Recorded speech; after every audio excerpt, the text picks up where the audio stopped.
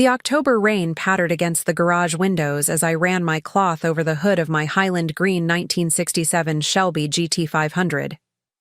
The sound was almost musical, a perfect accompaniment to the Fleetwood Mac playing softly from my workshop speakers. This car represented everything to me, not because it was a collector's dream worth more than my annual salary, but because it was the last gift my grandfather gave me before Alzheimer's took his memories, and eventually, him. Before we jump back in, tell us where you're tuning in from, and if this story touches you, make sure you're subscribed, because tomorrow, I've saved something extra special for you. Still babying that old thing, Becca? My husband Jason leaned against the doorframe, coffee mug in hand, watching me with that half smile I'd fallen in love with 12 years ago. It's not babying. It's called proper maintenance, I replied, stepping back to admire the gleaming paint. Your dad was just asking about it yesterday. I think he's still shocked your grandfather left it to me instead of him. Jason rolled his eyes. Dad will get over it someday. Maybe. Speaking of family, Olivia called, again. I tried not to let my expression change. My sister-in-law Olivia and I had what you might generously call a complicated relationship. Where I was practical, she was ethereal. Where I saved, she spent. Where I planned, she manifested. And where I respected boundaries, Olivia saw only suggestions. What does she want this time? I asked, carefully returning my detailing supplies to their labeled shelves. Another loan for another life-changing opportunity? Jason sighed. The weight of being the middleman between his sister and his wife, evident in the slump of his shoulders. She says she's found this healing retreat in Sedona. Something about crystal alignments and past life regression therapy. She says it's the answer to her anxiety issues. And let me guess, it costs just slightly more than she has? $8,000. But she swears this is different. The last 4 therapists couldn't help, but apparently this guru has special credentials. I turned away, focusing on organizing tools that were already perfectly arranged. Jason, we've been through this. Your sister is 34 years old. She needs to figure out her own finances. The last investment we helped with was that organic mushroom coffee business that never produced a single bag of coffee. I know. But Mom and Dad are considering helping her, Jason said, his voice dropping slightly. Dad mentioned something about the retirement fund. That made me turn around. They can't keep enabling her. Your mom just retired from teaching, and your dad's pension will only stretch so far. Jason nodded, looking tired. I tried telling them that. But you know how they are with Olivia. Ever since her divorce, I understood, even if I disagreed. After Olivia's marriage imploded 3 years ago, the Chen family had closed ranks around her. Every setback was met with support, which would have been admirable if it hadn't crossed into coddling. Meanwhile, my practical suggestions about budgeting and therapy were dismissed as unsympathetic. I'll talk to your mom tomorrow, I promised, locking up the garage. Maybe she can talk some sense into your dad. That retirement fund needs to last them 20 more years, not fund another of Olivia's journeys. The next day, I took lunch at Emma and Lawrence Chen's tidy bungalow in the older part of Portland. Emma had prepared dumplings, her comfort food and peace offering rolled into one. These are delicious, Emma, I said, accepting a second helping. At 68, my mother-in-law maintained the energy of someone 20 years younger, her silver-streaked black hair always impeccably styled, her home always welcoming. Family recipe, she said, beaming. Now, what's on your mind? Jason mentioned you wanted to talk. I set down my chopsticks carefully. It's about Olivia's new retreat. Jason mentioned that you and Lawrence are thinking of using retirement money to fund it? Emma's smile dimmed slightly. Lawrence wants to help her. You know how he worries. I do know. And I understand wanting to support Olivia, but this is the 5th solution in 2 years. I leaned forward, trying to find the right words. Emma, you and Lawrence worked too hard for too long to risk your security on something with no guarantees. What would you have us do? Ignore her when she's in pain? There was an edge to Emma's voice now, the protectiveness that always emerged when Olivia was the subject. Not at all. But maybe help her find a licensed therapist who takes insurance, or help her develop a savings plan so she can pay for these things herself. Take the Shelby, follow the map, find whatever lies at the end of this 50-year-old treasure hunt. Not for any material gain. Matthew assures me there's no actual gold involved, but for the sake of laying to rest an unfulfilled promise. And, perhaps in doing so, you'll create a new legacy for the Shelby, one that honors both its past and its future. Lawrence stared at the map in disbelief. Dad never mentioned any of this. A treasure hunt? A cross-country trip he planned with Mom? Some memories are too precious, too painful to share casually, Dr. Wilson observed. Andrew spoke of it to me only in his final years, when the Alzheimer's made him more reflective about life's missed opportunities. I carefully refolded the letter, processing its unexpected request. So Grandpa Andrew wants me to take the Shelby on this journey, following a 50-year-old map to complete an adventure he and Catherine never got to finish. Not just you. Dr. Wilson corrected gently. Read the last paragraph. I unfolded the letter again, finding the final lines I hadn't yet read aloud. This journey isn't meant to be solitary. The greatest adventures are those shared with those we love. I hope you'll consider including the family, Lawrence, who never knew his mother's adventurous spirit, Emma, who has kept the family anchored through storms, Jason, who has your heart, and Olivia, who is still searching for her path. Together, perhaps you can create something healing from these fragments of the past, something that bridges the divisions I fear may follow my departure. A hushed silence fell over our small group as the implications of Grandpa Andrew's final request sank in. He hadn't just left me his cherished car. He'd crafted a final family mission, a journey designed to bring us together after his death. He knew, Emma said softly. Somehow, despite his illness, he knew there would be conflict over the car. And he created a solution that goes beyond simple ownership, Jason added.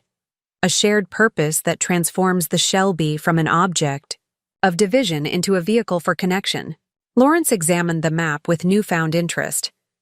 This route crosses through 7 states, following back roads rather than main highways. It would take at least 2 weeks to complete. 2 weeks in the Shelby together? Olivia looked simultaneously intrigued and apprehensive. That would be intense, especially given recent events, I acknowledged, the memory of the car theft still fresh, despite the progress we'd made since.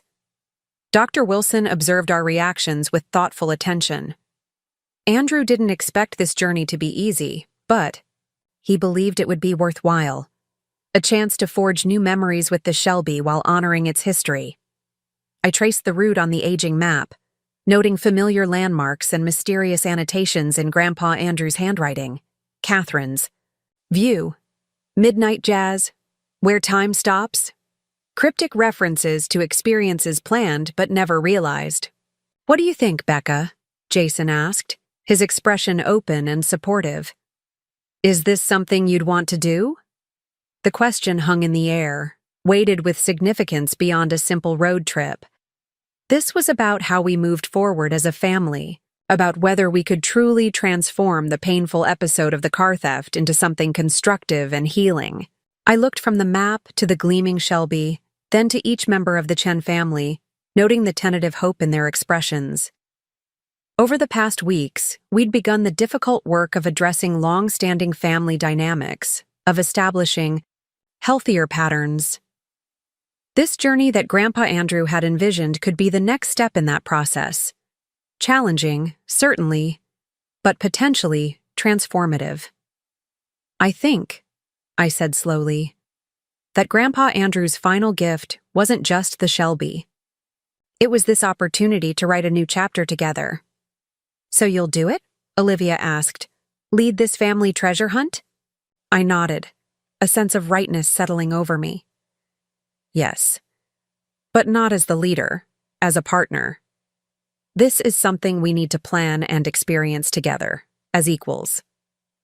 Lawrence extended his hand toward me, a gesture both formal and deeply meaningful, coming from a man who had struggled to accept my place in the family hierarchy. Partners, then, to honor Dad's memory and Mom's missed adventure. As we returned to the gala, the Shelby seemed to gleam with new significance under the venue's elegant lighting. It was no longer just a classic car, no longer just a point of contention or even a cherished inheritance. It had become a vessel for our family's next chapter, a tangible link between past and future. Preparing and narrating this story took us a lot of time, so if you are enjoying it, subscribe to our channel. It means a lot to us. Now back to the story. For a moment, nothing happened. Then I felt a subtle click, and the false bottom of the storage compartment shifted slightly. Now lift from the front edge, Dr. Wilson instructed. As I did so, the false bottom hinged upward, revealing a hidden space beneath. Inside lay a small, leather-bound box and an envelope yellowed with age, both bearing my name and Grandpa Andrew's distinctive handwriting. My hands trembled slightly as I lifted them out. The Chen family gathered closer, their curiosity palpable in the hushed atmosphere. Even Dr. Wilson seemed to be holding his breath as I carefully opened the envelope first, unfolding a letter written in Grandpa Andrew's increasingly unsteady script. "Dear Rebecca," I read aloud, my voice catching slightly on the familiar salutation. "If you're reading this, then several things have transpired as I hoped. First, my Shelby has found its way to you, the person who truly understands its spirit. Second, you have proven yourself worthy of its legacy by protecting it when challenged, as I suspect you might be. And third, Matthew has judged the time right to reveal this final piece of our shared story." I glanced up at Dr. Wilson, who nodded encouragement to continue. "The box contains something I've safeguarded for nearly 50 years, I continued reading.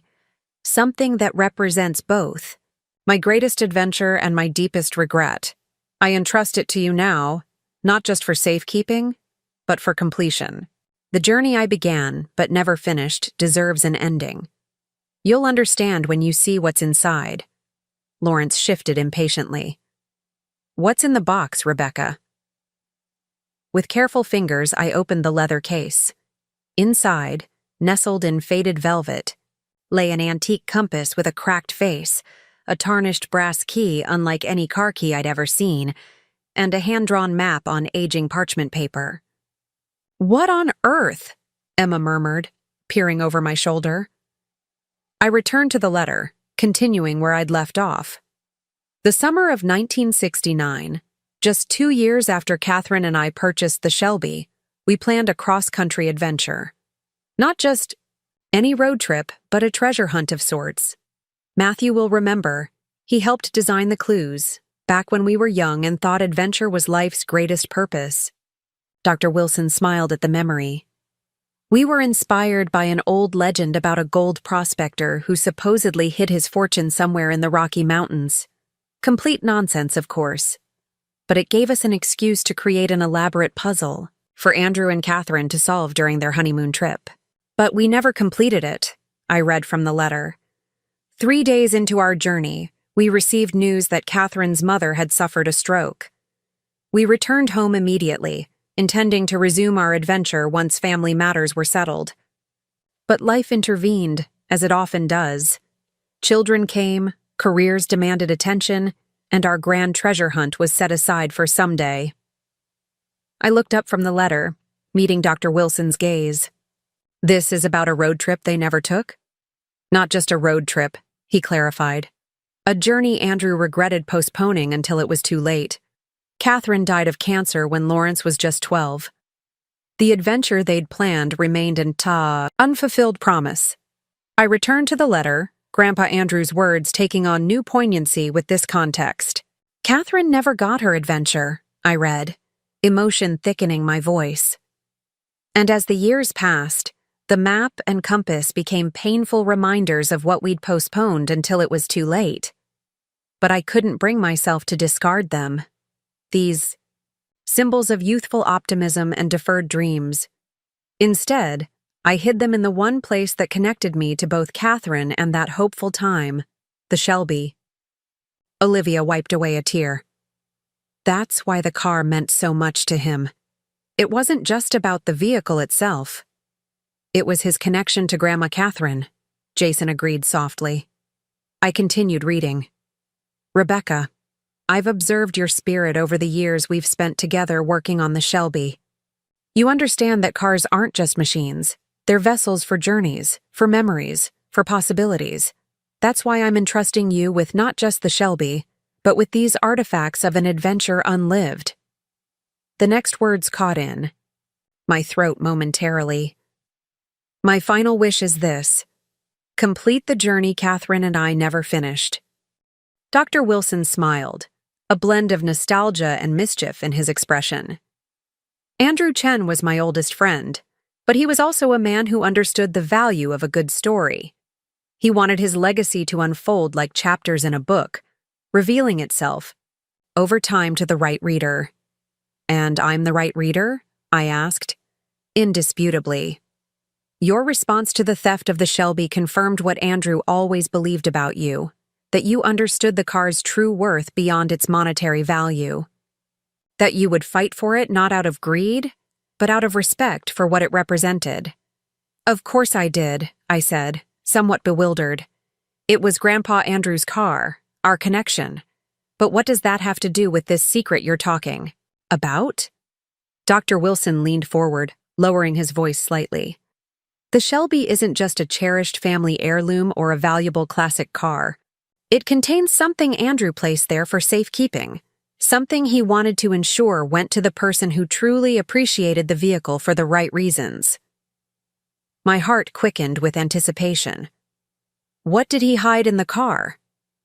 That, Dr. Wilson said, rising to his feet, is something I think you should discover for yourself, with your family present. After all, Andrew's legacy belongs to all of you, even if the car itself was meant specifically for you. As bewildering as his cryptic approach was, I felt a surge of excitement at the prospect of one final connection to Grandpa Andrew. One last message from beyond the years that had taken him from us. I gathered Jason, Lawrence, Emma, and Olivia, explaining Dr. Wilson's mysterious hint as we followed him back to the Shelby display. The crowd had thinned considerably by now, most guests having moved to the adjacent ballroom where a live band was playing. We had the atrium largely to ourselves as Dr. Wilson led us to stand beside the Highland Green Shelby that had become so central to our family's recent journey. Andrew prepared this car as a time capsule of sorts, Dr. Wilson explained to the assembled Chen family. A repository not just of automotive history, but of personal legacy. Rebecca, as the person he chose to inherit the Shelby, would you like to discover what he left for you? I looked at the gleaming vehicle, suddenly seeing it with new eyes. Not just a car, not just a symbol, but a vessel carrying one final message, from a man who had known his mind would fail him, but had found a way to extend his influence beyond that cruel fate. Yes, I said firmly. Show me. Dr. Wilson gestured toward the Shelby's gleaming dashboard. Andrew installed a hidden compartment beneath the center console, something he added during one of your restoration sessions together. Do you remember it? I searched my memory, recalling the countless hours spent working on the car with Grandpa Andrew. The custom storage box? I thought that was just for extra tools and registration papers. That's what he wanted everyone to think. Dr. Wilson's eyes twinkled with something like mischief. But there's a false bottom, accessible only if you know exactly how to release the mechanism. 5 pairs of eyes focused intently on me as I approached the driver's side door. With reverent care, I slid into the familiar leather seat, the scent of aged upholstery and lingering traces of Old Spice aftershave enveloping me like an embrace. My fingers found the center console latch, releasing it with a practiced motion. The visible compartment is just the beginning, Dr. Wilson explained, leaning in through the open door. Andrew showed me how to access the hidden section during one of his lucid periods. He wanted to ensure someone knew in case. He didn't need to finish the thought, in case his mind failed completely before he could pass on the secret. How do I open it? I asked, examining the seemingly ordinary storage box.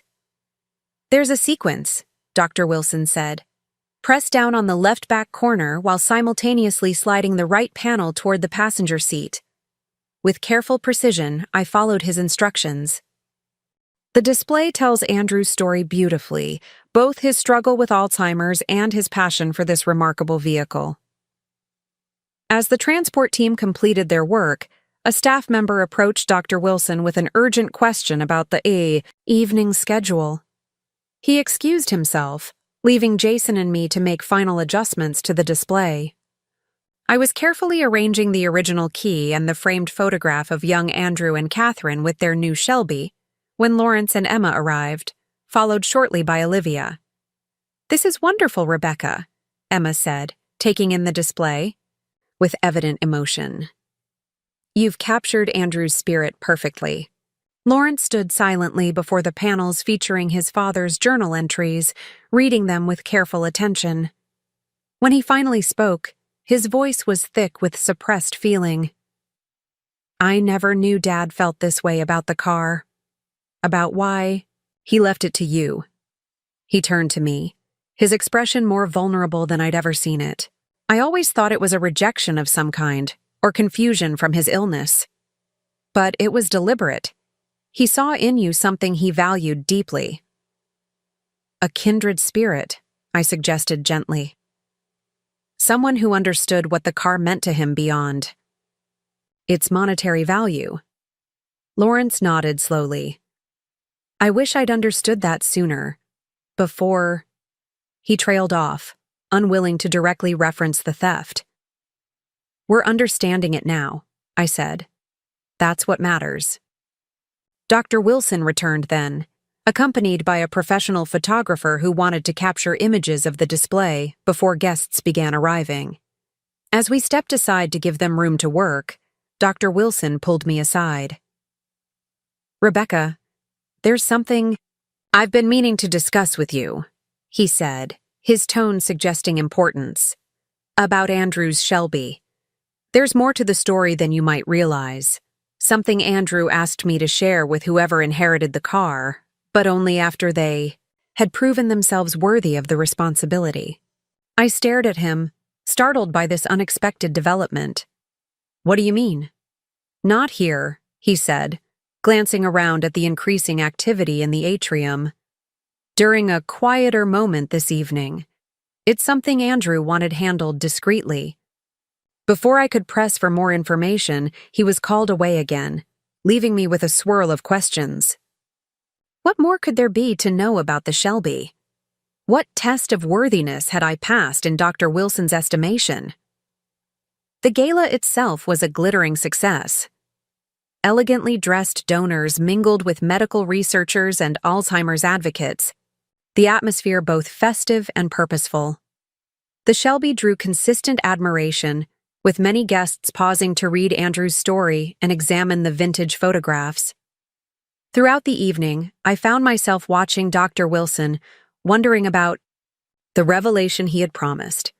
He moved through the crowd with easy confidence, clearly in his element among Portland's medical and philanthropic elite. Several times he caught my gaze across the room, offering a small nod that seemed to say, "Soon." It wasn't until the formal dinner concluded and the event shifted to a more relaxed reception that Dr. Wilson finally approached me, gesturing toward a quiet corner away from the main crowd. "Now we can talk," he said, leading me to a small seating area partially screened by decorative plantings. "About Andrew's final secret." "You're being very mysterious," I observed, curiosity mingled with a touch of impatience. "What is this about?" "About tomorrow. About everything that's happened since your parents took the Shelby." Jason nodded understanding. "It's been a hell of a ride, hasn't it?" And I don't just mean the car. The observation coaxed a smile from me. That's one way to put it. Are you ready for tomorrow? He asked, leaning against the workbench. I think so. The car's perfect. The display materials are ready. I've even found a dress that complements the Shelby's Highland Green. Jason chuckled. Only you would coordinate your outfit with your car. It's an important detail, I protested with mock indignation. Everything needs to work together visually. The architect in you never rests. His smile faded slightly as he studied my face. But that's not really what's keeping you up, is it?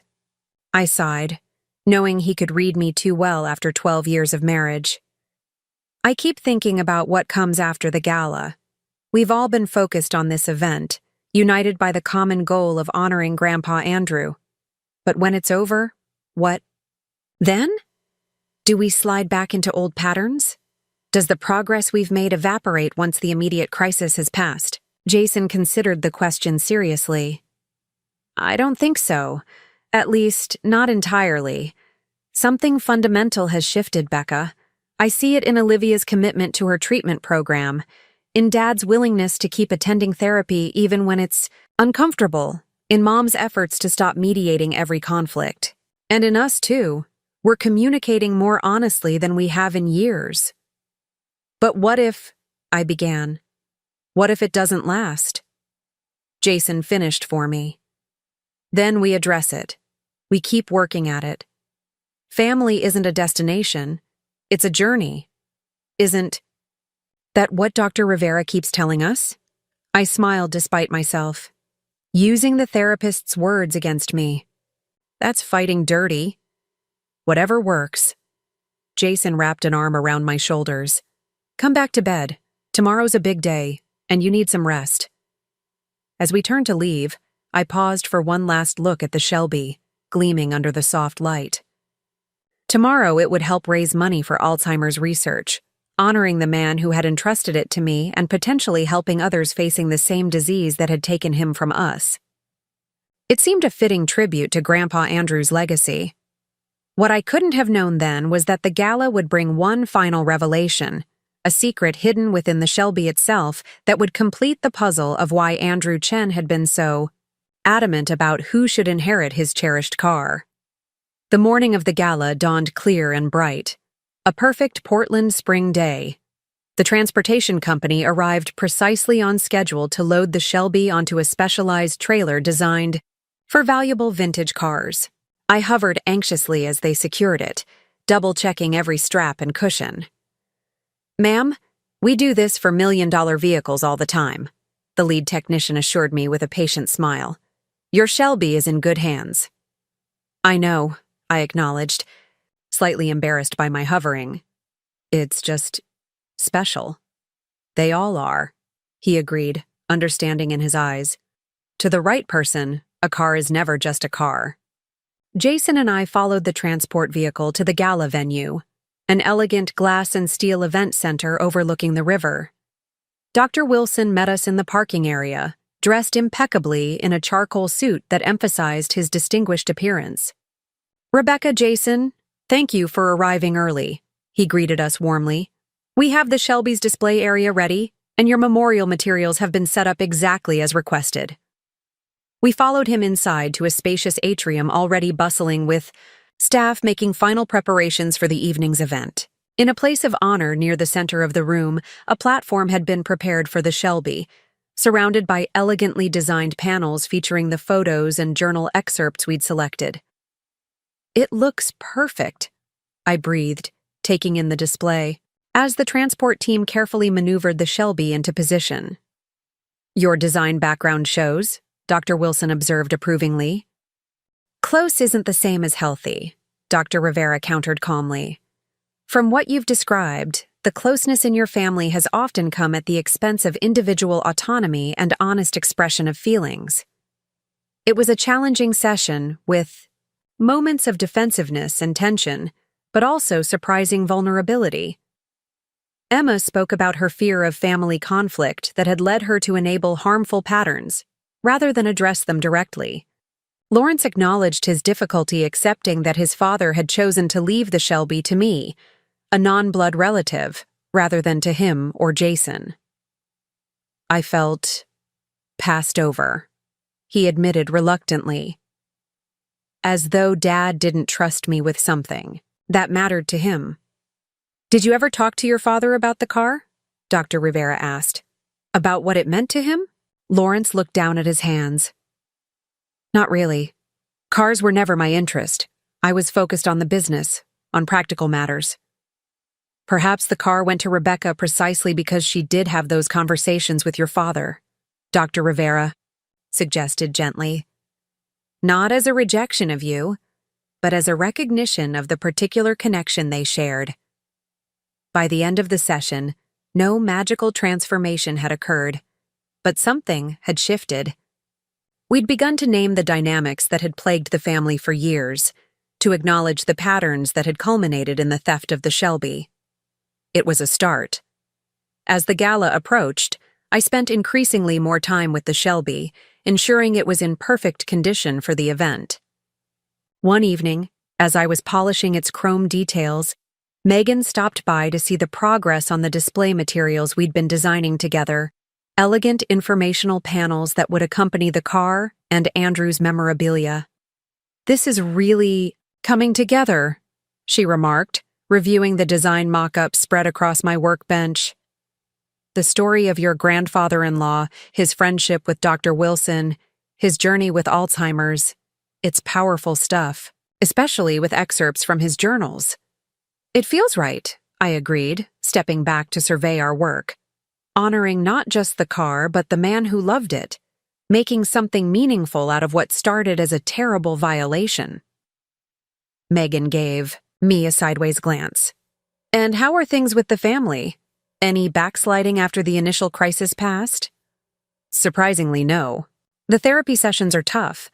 Last week, Lawrence actually walked out halfway through, but everyone keeps coming back. And Olivia, I shook my head in continued amazement. She's 3 weeks into her treatment program and actually sticking with it. Got a second job waiting tables to supplement her income since she's refused further financial support from her parents. Wow. Megan looked genuinely impressed. That's a major turnaround. It is, though I'm still cautious about getting too optimistic. Old patterns have a way of reasserting themselves under stress. Megan nodded, understanding. Speaking of stress, are you nervous about the gala? It's a high-profile event from what you've said. A little, I admitted. Dr. Wilson mentioned there will be press coverage, major donors, medical researchers. Not my usual crowd. You'll be fine, Megan assured me. Just focus on what matters, honoring Andrew and supporting research that might help others facing the same battle he did. The night before the gala, I couldn't sleep. After tossing and turning for an hour, I slipped out of bed, pulled on a robe, and padded down to the garage. The Shelby waited in the darkness, its silhouette familiar and comforting. I switched on a single lamp, casting a warm glow over the vehicle that had become so central to our family's recent journey. Tomorrow, it would be the centerpiece of a prestigious charity event, admired by strangers who would never understand all it represented. Not just a classic car, but a complex web of family relationships, painful growth, and tentative healing. I ran my hand along its flank, the cool metal grounding me in reality. Couldn't sleep either? Jason's voice came from the doorway, making me start slightly. Too many thoughts, I explained as he joined me beside the car. He saw it as a status symbol, a collector's item. You saw it the way Grandpa did, as something alive, with a history and a spirit. The validation from such an unexpected source, Olivia, who had previously been jealous of my connection with her grandfather, felt like the closing of a circle somehow. We continued through the journals, finding more passages about the Shelby, about Dr. Wilson's research program, about Grandpa Andrew's hopes for his family after he was gone. In one particularly poignant entry, he wrote about his concerns for Olivia, recognizing her struggle to find purpose and stability, concerns that proved tragically prescient in the years following his death. I worry about Olivia. Olivia read, her voice barely above a whisper. She's searching for something, but looking in all the wrong places. Lawrence and Emma indulge her too much, trying to make up for their own rigidity in other areas. What she needs isn't more freedom but more guidance, not control, but mentorship. I won't be here to provide it. I hope someone will. She looked up at me, eyes shining with tears. He saw it all. Even then, the patterns, the enabling, everything. That led to where we are now. I reached across the table, covering her hand with mine. He was a very observant man, even as his memory was failing. And I proved him right, Olivia said bitterly, flitting from one thing to another, never committing, using Mom and Dad's support as a crutch instead of a stepping stone. But you're changing that now, I reminded her. Getting real help, taking responsibility. He would be proud of that. The moment was interrupted by the arrival of Jason, returning from his morning run. He paused in the doorway, taking in the scene. The scattered journals, Olivia's tear-streaked face, my hand covering hers across the table. "Did I miss something important?" he asked cautiously. "Just discovering that your grandfather was even wiser than we gave him credit for," I explained, withdrawing my hand. "These journals are incredible, Jason. They're going to make the gala display so much more meaningful." Over the next several weeks, preparations for Dr. Wilson's fundraising gala intensified. I coordinated with his staff about the logistics of transporting and securing the Shelby, while also working with the Chen family to create the memorial display. True to her word, Olivia brought the journals, allowing us to select passages that captured Andrew Chen's spirit and his journey with Alzheimer's. Emma contributed photographs I'd never seen before. Andrew and Catherine with the brand new Shelby, Andrew teaching a young Lawrence to check the oil, Andrew and Dr. Wilson at their college graduation. Lawrence, meanwhile, seemed to be processing his own complicated feelings about his father's legacy. One evening, he arrived at our house unexpected, carrying a cardboard box. "I found these in the attic," he explained as Jason invited him in. "Dad's tools, the ones he used when working on the Shelby. I thought maybe you might want them for your garage, Rebecca. They should stay with the car." The gesture, small, but meaningful, suggested that Lawrence was finally beginning to accept his father's decision to leave me the Shelby. When I opened the box to find meticulously maintained tools, some dating back to the 1960s, I felt another piece of the family puzzle falling into place. Our first family therapy session took place 2 weeks before the gala. The therapist, Dr. Rivera, was a no-nonsense woman in her 50s who specialized in family dynamics and inheritance disputes. She made it clear from the outset that healing would require honesty from all parties, even when that honesty was uncomfortable. "What I'm hearing," she said after our initial explanations about the car theft and its aftermath, "is a family system where boundaries have been routinely violated, resentments have festered beneath the surface, and communication has been indirect, at best." The incident with the car didn't create these problems. It merely exposed them. Lawrence shifted uncomfortably in his chair. "That seems rather simplistic. Our family has always been close." "These are Grandpa's journals," she said, placing the satchel carefully on our dining table. "There are 7 of them, covering the period from his initial diagnosis until about 6 months before he died, when the writing became too difficult for him." I opened the satchel reverently, finding inside a collection of bound notebooks, each labeled with dates in Andrew Chen's precise handwriting. The sight of it, so familiar from birthday cards and Christmas tags over the years, brought an unexpected lump to my throat. "I've never read them all the way through," Olivia admitted as I removed the first journal.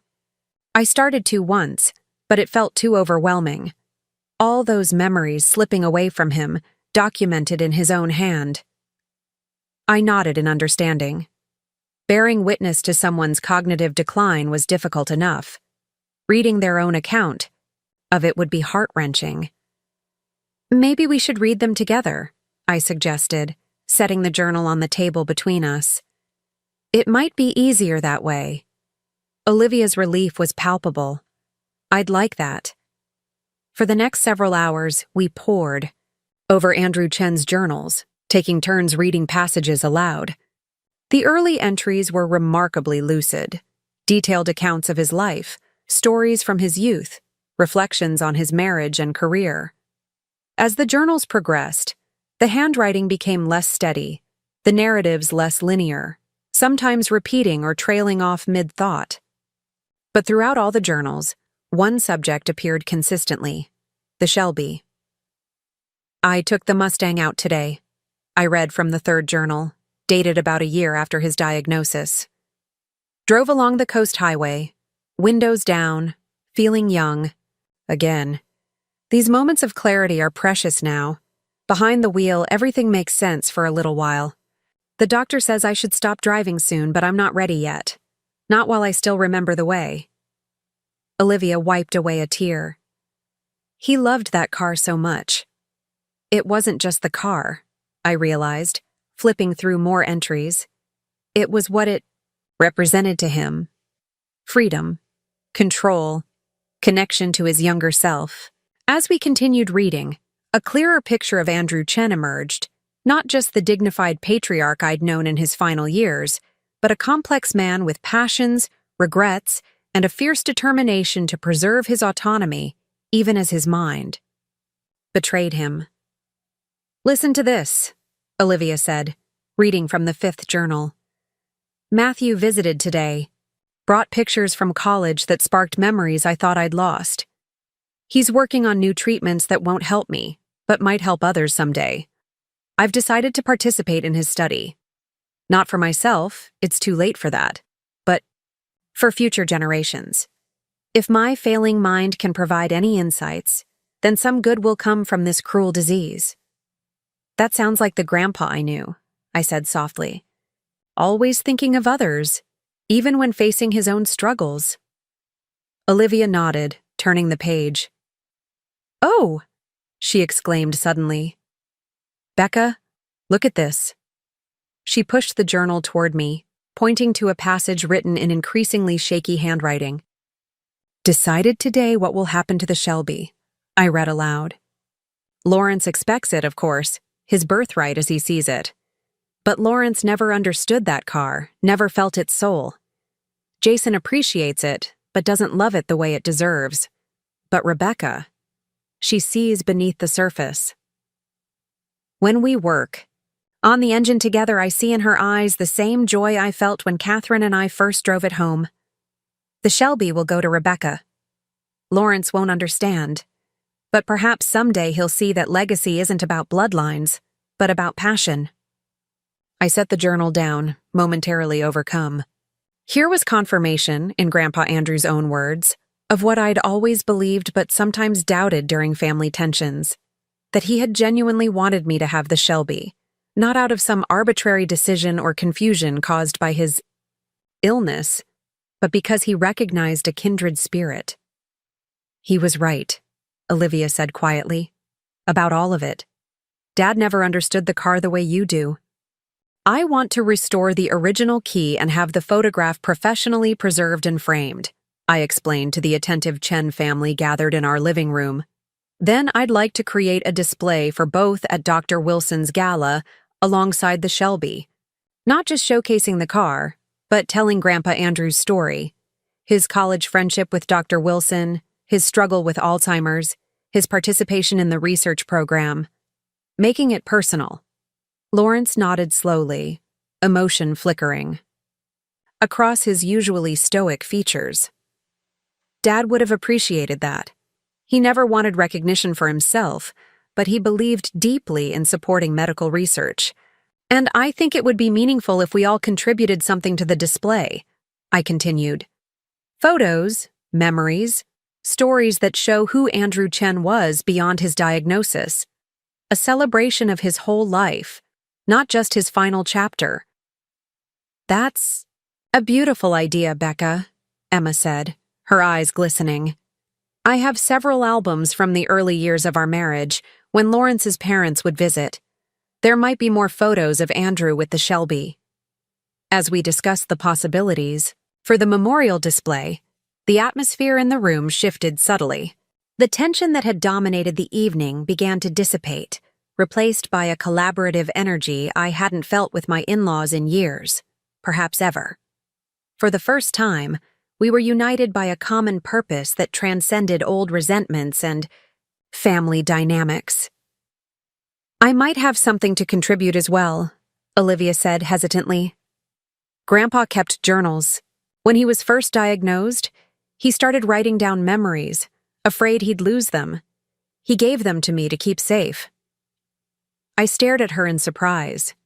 "He kept journals? You never mentioned them." A flush crept up Olivia's neck. "I know. It was another thing I kept to myself, like the key. I think I was hoarding pieces of him, trying to claim some special connection since you had the car." She looked down, fingers twisting together in her lap. It wasn't right. The journals belonged to all of us. "Would you be willing to share excerpts for the display?" I asked, carefully keeping any hint of accusation from my tone. Olivia nodded. "I'll bring them over this weekend. We can go through them together if you'd like." The offer of collaboration, of sharing something she'd kept private for years, felt like another small but significant breakthrough. As the evening concluded and goodbyes were exchanged, I found myself experiencing an emotion I hadn't expected. Cautious hope. Not just for the success of the gala display, but for the possibility of a healthier family dynamic moving forward. After the Chen family departed, Jason helped me finish cleaning up, a contemplative silence between us as we loaded the last dishes into the dishwasher. "That went better than expected," he observed finally, wiping down the countertop. "It did." I agreed, still somewhat surprised by the fact. Though I'm reserving judgment until we've actually made it through a few therapy sessions. Good intentions in the aftermath of a crisis are one thing, sustained change is another. Jason smiled, faintly, always the pragmatist. But I saw something different tonight, especially in Olivia. She seemed present, engaged, not just performing remorse to get what she wants. I noticed that too. I leaned against the refrigerator, considering.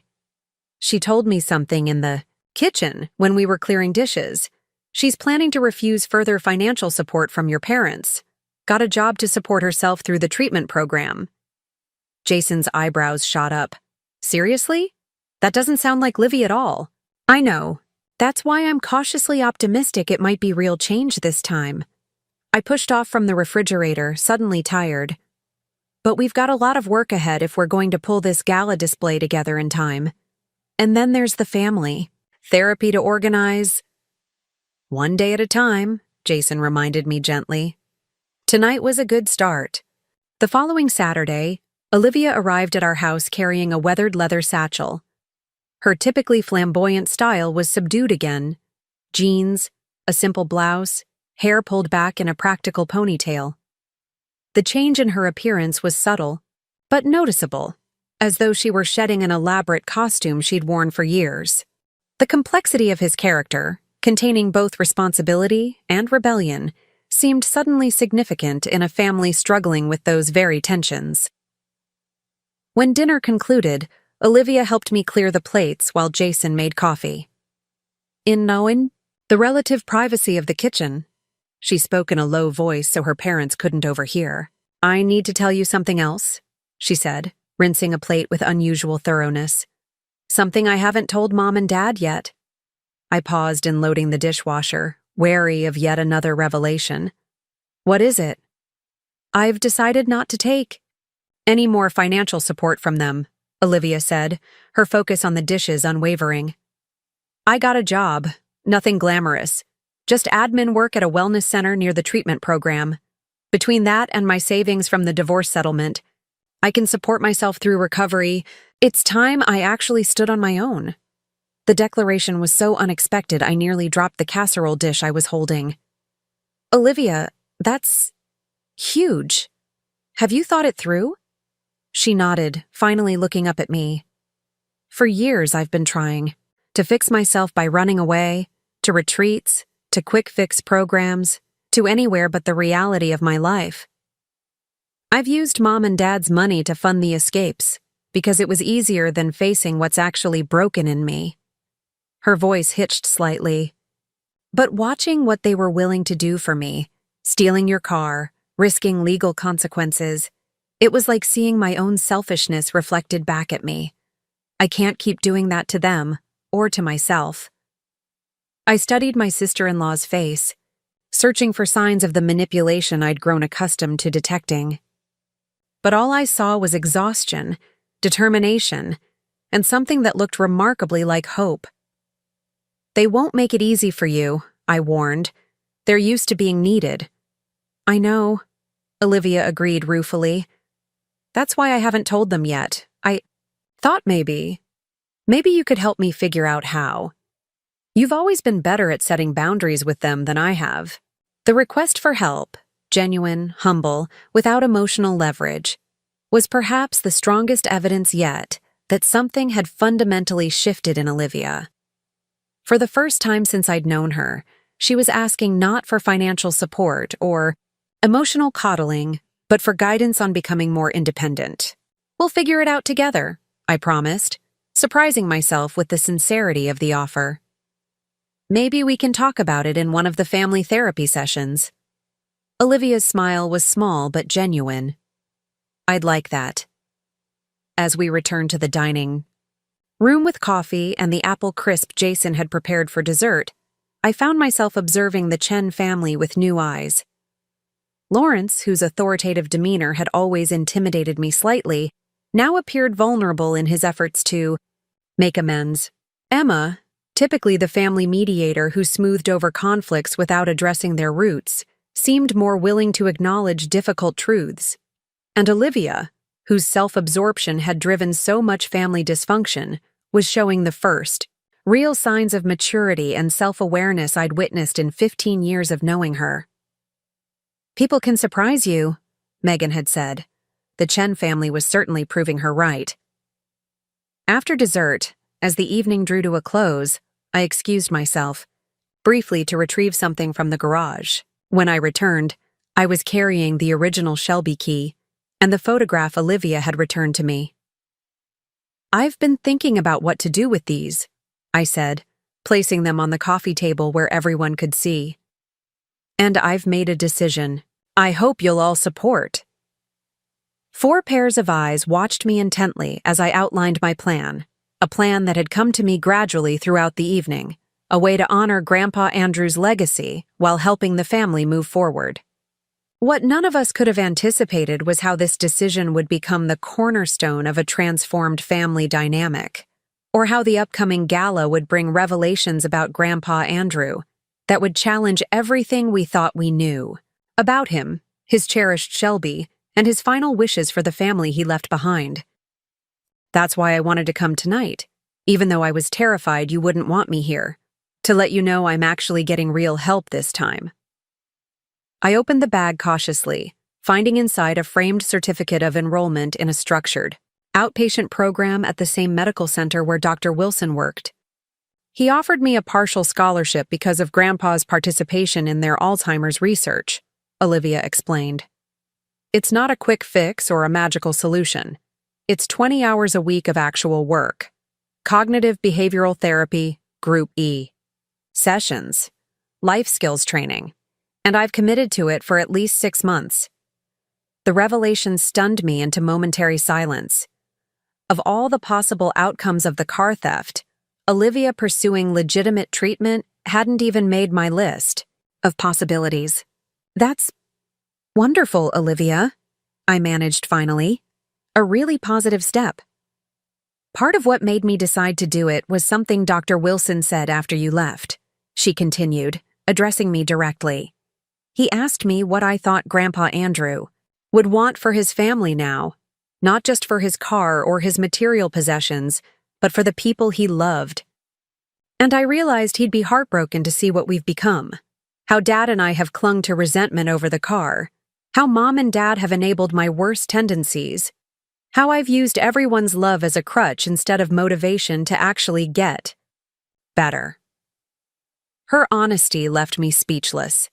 This wasn't the Olivia I'd known for 15 years, the master of deflection and emotional manipulation. This was someone new, or perhaps someone who had been buried beneath layers of dysfunction for too long. Dr. Wilson seems to have had quite an impact on all of us, I observed, trying to process this unexpected turn. Actually, Lawrence interjected hesitantly, there's something about Dr. Wilson that we haven't told you yet. Something that might explain his particular interest in our family situation. Emma reached for her husband's hand, a silent gesture of support. Dr. Wilson was more than just the physician overseeing Dad's experimental treatment, Lawrence continued. He was Dad's roommate in college. They maintained a friendship for decades, though they'd lost touch somewhat until Dad's diagnosis brought them back into contact. Wait. Jason leaned forward, confusion evident in his expression. Dr. Wilson was Grandpa's friend? Why wouldn't he mention that when we met? Because Dad asked him not to, Lawrence explained. Dad was a proud man, as you know. When he learned his diagnosis, he reached out to Matthew, Dr. Wilson, who was already doing pioneering work in Alzheimer's research. Dad agreed to participate in the experimental treatment, but he made Matthew promise to keep their personal connection private. He didn't want special treatment or pity. And when Dad died, Lawrence continued, his voice thickening slightly, Matthew respected his wishes by maintaining his distance from the family. It wasn't until the Shelby came on his radar that he found a way to reconnect without breaking his promise. The revelation added yet another layer to an already complex situation. So Dr. Wilson buying the car wasn't just about being a collector, I said slowly. It was about reclaiming a connection to his old friend. Precisely, Emma confirmed, though he certainly didn't expect to be purchasing it under such controversial circumstances.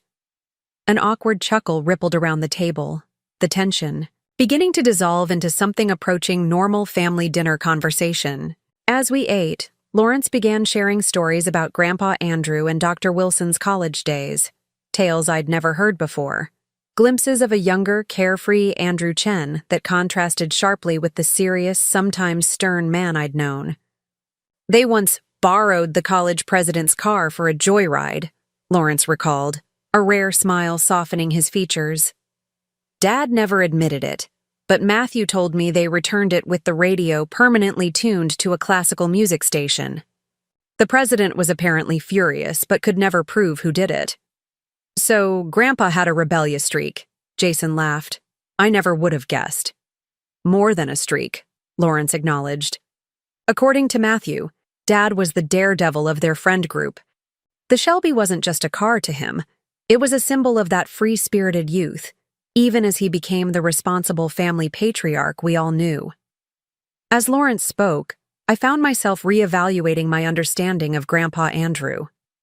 The man who had taught me about cars with methodical patience, who had valued order and precision, had also been a college prankster, a risk-taker, a young man with a love for speed and adventure. Olivia perched on the edge of the sofa as though prepared to flee at any moment. Only when we were seated around the dining table, plates of steaming lasagna before us, did Jason clear his throat and address the elephant in the room. Becca and I have been talking a lot about what happened with the Shelby and what it means for our family moving forward, he began. We've made some decisions we'd like to share with you. All eyes turned to me expectantly. I set down my fork, the food, untouched. First, I've decided not to pursue the police report, I said, watching relief wash over Lawrence and Emma's faces. Not because what happened wasn't serious. It was. But because I believe there might be a better path forward for all of us. Thank you, Rebecca, Lawrence said, his voice uncharacteristically humble. That's more generous than we deserve. It's not about generosity, I clarified. It's about what would actually help heal this family. But dropping the report comes with conditions. Emma glanced at her husband nervously. What kind of conditions? First, I want complete transparency about Grandpa Andrew's involvement in the Alzheimer's treatment program. I want to know everything. When it started, what it involved, why none of us were told. Lawrence nodded slowly. That's fair. It's a complicated story, but you deserve to know it all. Second, I'm planning to display the Shelby at Dr. Wilson's fundraising gala next month, and I'd like the entire family to attend, not just to support the cause, but as a public statement that we're unified in honoring Grandpa Andrew's legacy. Of course, Emma agreed quickly. We'd be honored to attend. Third, I continued, my gaze shifting to Olivia, I want us to address the pattern that led to this situation in the first place, the financial enabling, the lack of boundaries, the resentments that have built up over years. Olivia fidgeted with her napkin. You mean me, my problems. I mean all of us, I corrected.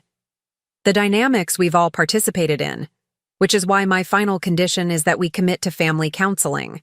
Not just once or twice, but regularly, for at least 6 months. Silence fell over the table. Family therapy would require vulnerability, honesty, and a willingness to change, qualities the Chen family had not historically embraced. Lawrence's jaw tightened almost imperceptibly. I know it's uncomfortable, Jason interjected, reaching for my hand across the table. It will be for all of us. But I think it's necessary if we want to move forward as a family, instead of just papering over the cracks until the next crisis. I'll do it, Olivia said suddenly, her voice stronger than I'd heard it in days. I need it. We all do. Emma reached for her daughter's hand. If Olivia is willing, then I am too. All eyes turned to Lawrence, the traditional patriarch whose approval had always been the family's North Star. He sat motionless for a long moment, his expression unreadable. Then, with a deep sigh that seemed to deflate his usually commanding presence, he nodded. You're right, he admitted, the words clearly difficult for him. What happened with the car? It wasn't just a mistake. It was the culmination of patterns we've allowed to become entrenched. If therapy is what it takes to repair the damage, then I'll participate. The knot of tension I'd been carrying loosened slightly. It wasn't forgiveness, not yet, but it was a step toward something new. Thank you, I said simply. As Jason began to serve the salad, Olivia cleared her throat. I have something I'd like to say, if that's okay? I nodded, curious despite my lingering wariness. First, I want to apologize again, not just for my role in what happened with the Shelby, but for everything leading up to it. The constant drama, the financial drain, the emotional manipulation. Olivia's voice wavered but remained steady. After you left the car club, I had a long talk with Dr. Wilson. He suggested I might benefit from a different kind of program than the retreat in Sedona. What kind of program? Jason asked. An actual, evidence-based treatment program for anxiety and depression, combined with financial counseling. Olivia reached for the gift bag she'd brought, placing it on the table. I've already had my first evaluation. The thoughtfulness of the gesture warmed me. Thank you. And thank you for agreeing to the family dinner tomorrow. I know it won't be easy. What are you planning to say to them? He asked cautiously. I served myself a portion of curry chicken before answering. I'm going to propose a deal. I'll drop the police report and agree to showcase the Shelby at Dr. Wilson's gala, but only under certain conditions. What kind of conditions? That's what I want to discuss with you tonight. I met his gaze directly. Because they involve all of us making changes, Jason, not just your parents and Olivia. He nodded slowly, understanding dawning in his eyes. You mean how I've handled the situation over the years, being caught in the middle, not setting clear boundaries, and how I've handled it too, I admitted. Always playing the practical villain, keeping score, holding on to resentments. Neither approach has been particularly effective at creating a healthy family dynamic. We spent the evening outlining what we needed from the Chen family moving forward, but also what we were willing to commit to ourselves. It was the most honest conversation we'd had in years about the strains my in-laws had placed on our marriage, and for the first time, I felt Jason truly hearing my concerns without immediately jumping to his family's defense. By the time we went to bed, we had a framework for tomorrow's conversation. Not perfect, but a starting point at least. As I drifted toward sleep, I found myself wondering whether Olivia would actually show up, whether Lawrence could humble himself enough to have this discussion, whether anything would really change. The next day passed in a blur of preparation. Jason left work early to clean the house while I stopped at the grocery store for ingredients. We'd decided against another takeout meal. This conversation called for something homemade, something that required care and attention. I chose to make my grandmother's lasagna recipe, a dish I'd learned as a teenager and perfected over the years. Comfort food for an uncomfortable conversation.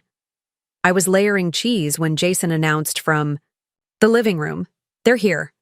Taking a deep breath, I wiped my hands on a kitchen towel and prepared to greet my in-laws for the first time in our home since the theft. Lawrence entered first, his posture stiff, but his expression humbled in a way I'd never seen before. Emma followed, carrying a bouquet of lilies, my favorite flowers, though I couldn't recall ever telling her that. "These are for you," she said softly, extending the arrangement. A small gesture, but we wanted to bring something. "Thank you." I accepted the flowers, their fragrance momentarily grounding me. "They're beautiful." Olivia entered last, hanging back slightly, her usual bohemian flair subdued in simple jeans and a navy sweater. She carried a small gift bag that she clutched like a lifeline. "Thank you all for coming," Jason said, his voice warm but formal as he guided everyone to the living room. "Can I get anyone a drink before dinner?" As Jason handled the drinks, I returned to the kitchen to finish dinner preparations, needing a few moments to collect myself. Through the pass-through window, I could see the Chen family seated awkwardly in our living room, the conversation stilted and careful.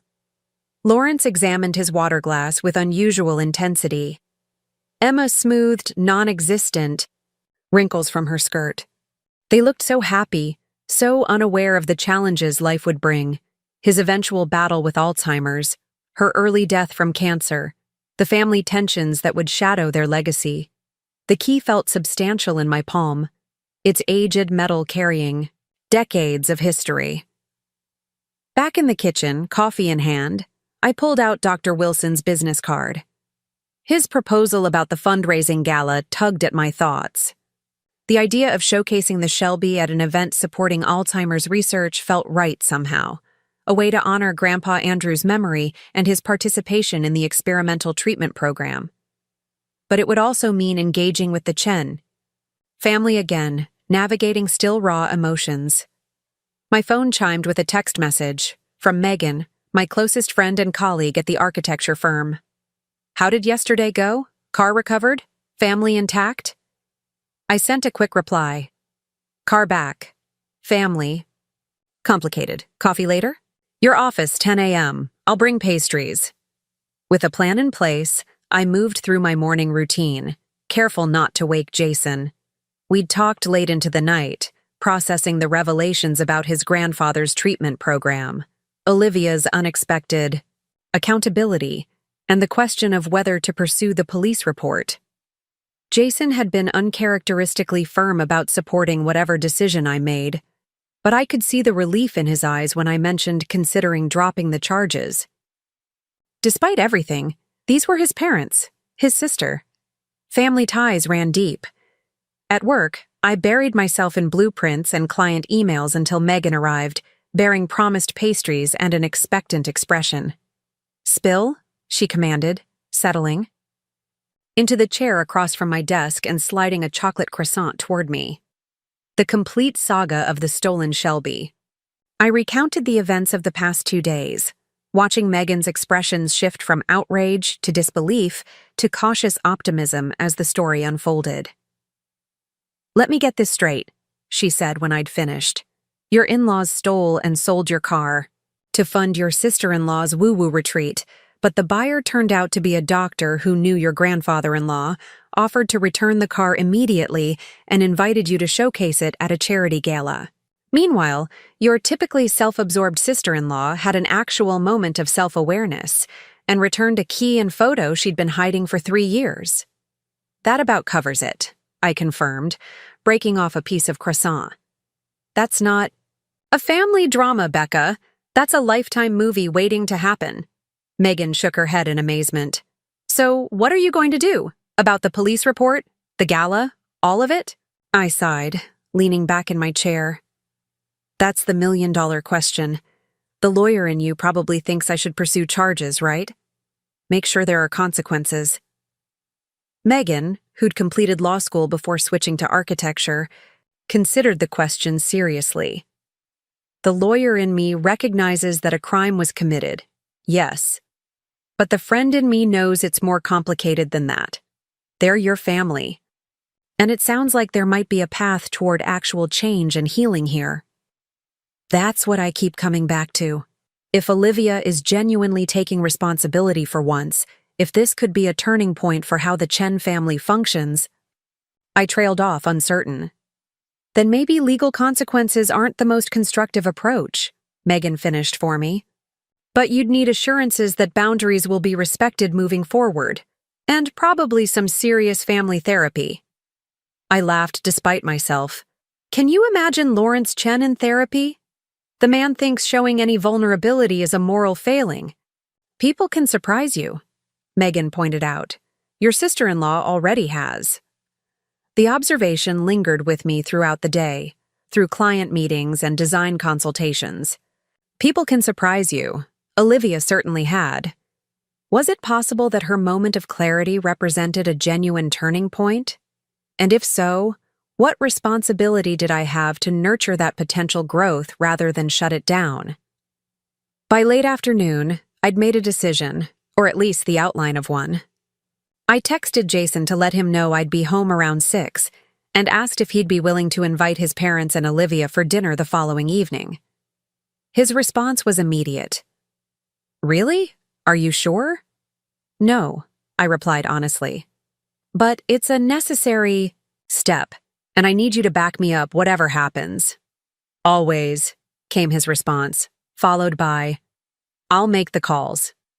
When I arrived home, Jason was waiting in the kitchen, the island countertop covered with takeout containers from our favorite Thai restaurant. I figured you wouldn't want to cook tonight, he explained, unpacking spring rolls and pad thai.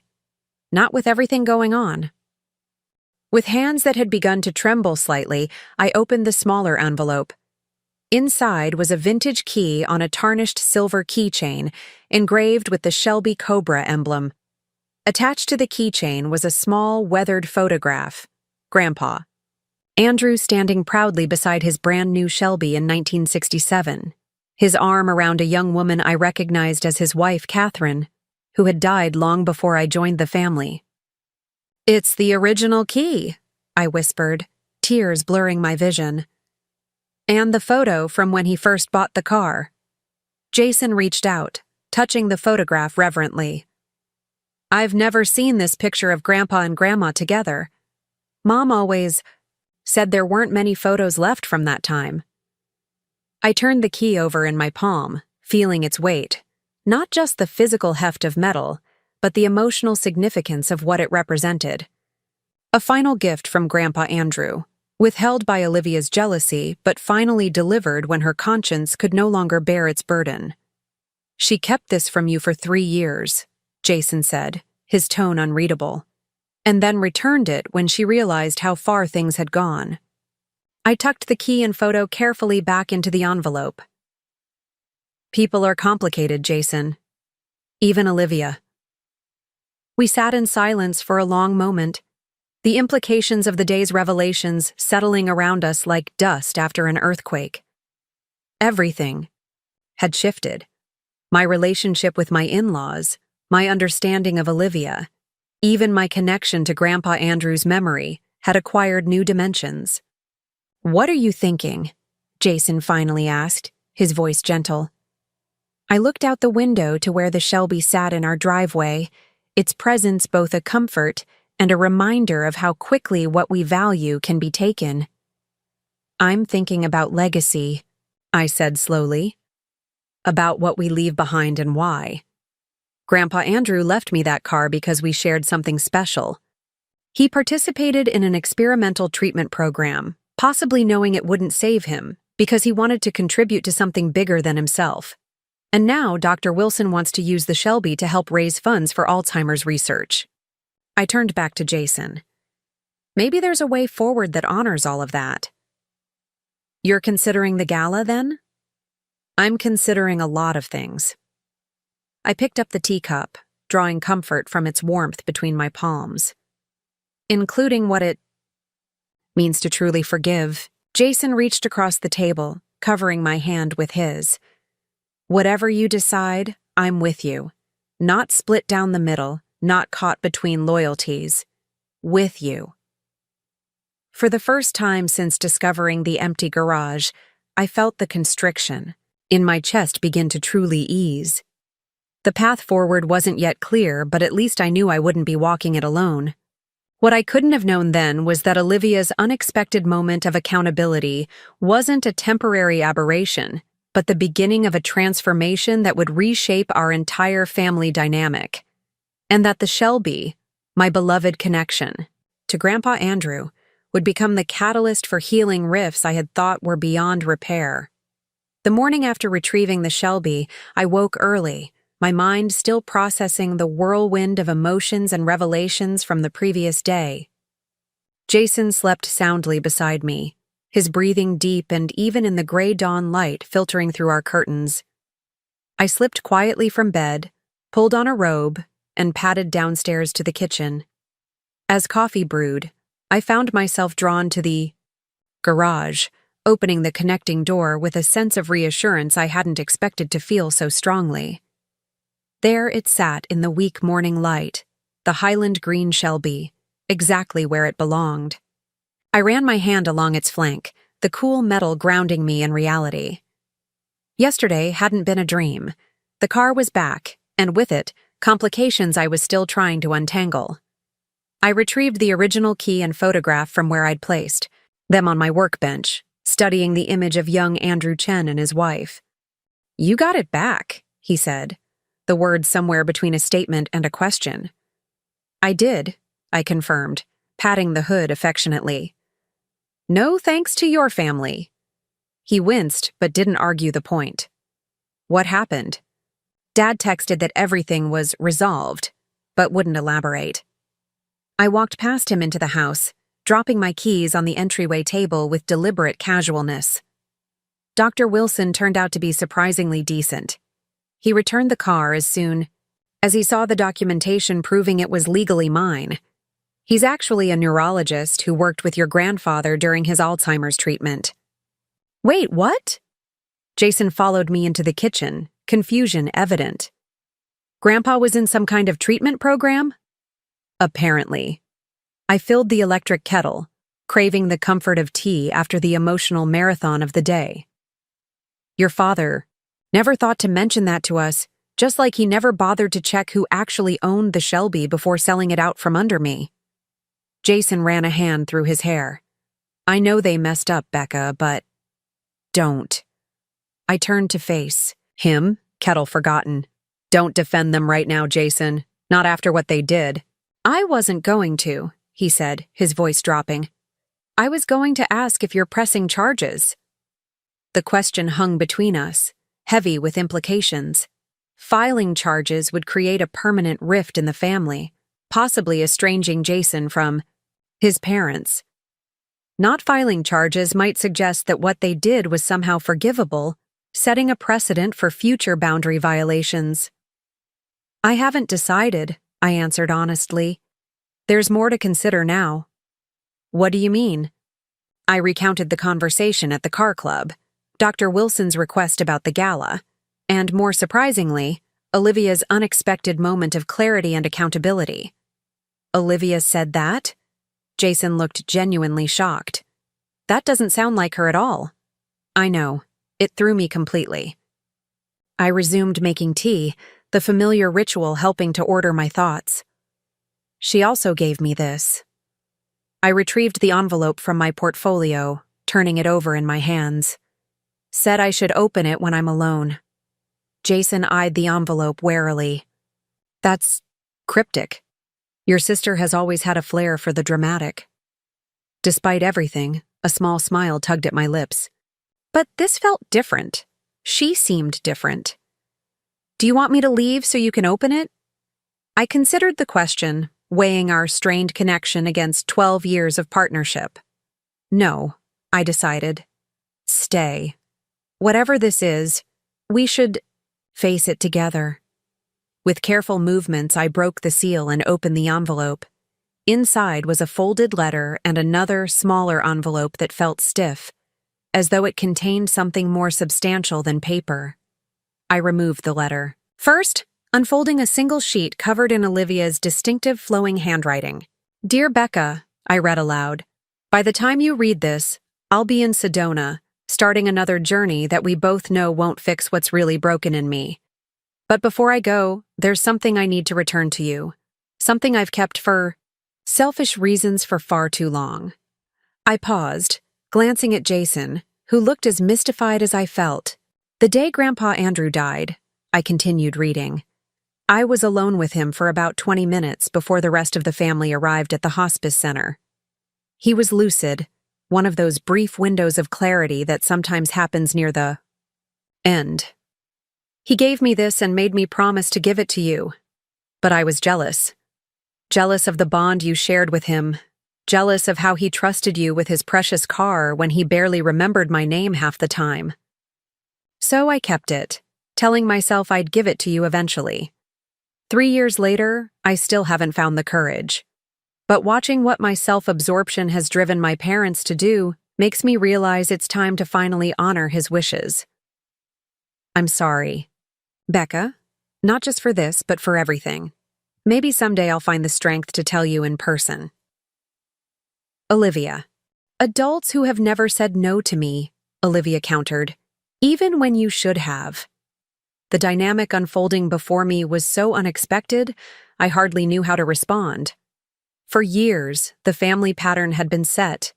Olivia needed, the Chen parents provided, Jason mediated, and I was the pragmatic outsider suggesting responsible alternatives that no one wanted to hear.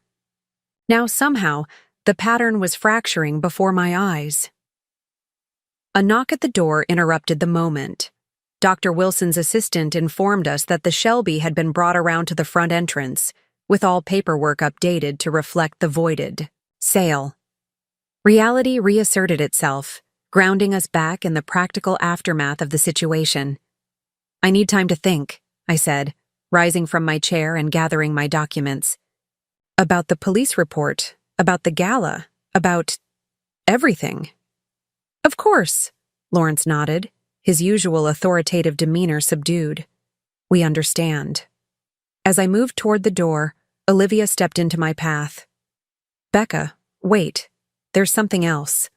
She reached into her purse and extracted an envelope, holding it out to me with trembling fingers. I was going to mail this to you after I left for Sedona, but since that's not happening now... Cautiously, I accepted the envelope. What is this? Open it when you're alone, she said softly. It's something I should have given you a long time ago. The weight of the envelope felt disproportionate to its size, as though it contained more than just paper.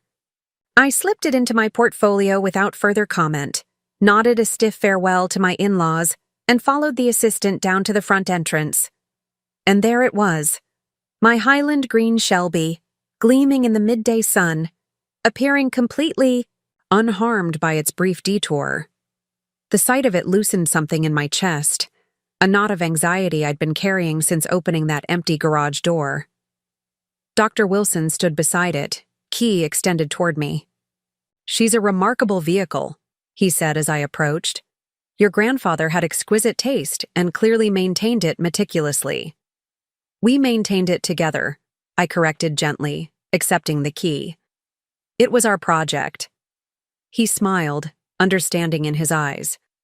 Those shared projects are often where the deepest connections form. My father and I restored a '57 Thunderbird when I was in high school. Those memories sustained me through his own battle with cancer years later. "I'm sorry about your father," I said, feeling a kinship with this stranger I hadn't anticipated. "Life and loss are intertwined," he replied philosophically. "But what we build together remains. Think about the gala, Ms. Mitchell. Not for me, but for the legacy of what you and Andrew created together." As he walked away, I ran my hand along the Shelby's flank, reconnecting with its solid presence. The metal was warm from the sun, the familiar curves precisely as they should be. I slid into the driver's seat, inhaling the scent of aged leather and the faint trace of the Old Spice aftershave Grandpa Andrew had always worn.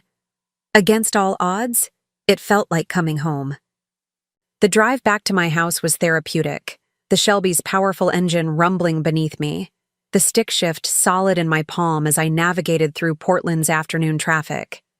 With each mile, the anxiety and betrayal of the past 24 hours began to recede, replaced by questions about what would happen next. The confrontation at the car club had resolved one crisis, but opened up several others. Jason was waiting on the front porch when I pulled into our driveway, leaping to his feet as the distinctive sound of the Shelby's engine announced my arrival. His face was a study in relief and apprehension as I parked and exited the car. "He did?" "Yes. He mentioned a young woman who understood the soul of his Shelby. Not just the mechanics, he said, but the heart of the machine. I believe his exact words were, 'Some people see cars as objects, but she sees them as stories, with engines.'" Tears pricked at my eyes as the words resonated with a conversation I'd had with Grandpa Andrew years ago, one of our last lucid exchanges before the disease stole him away completely.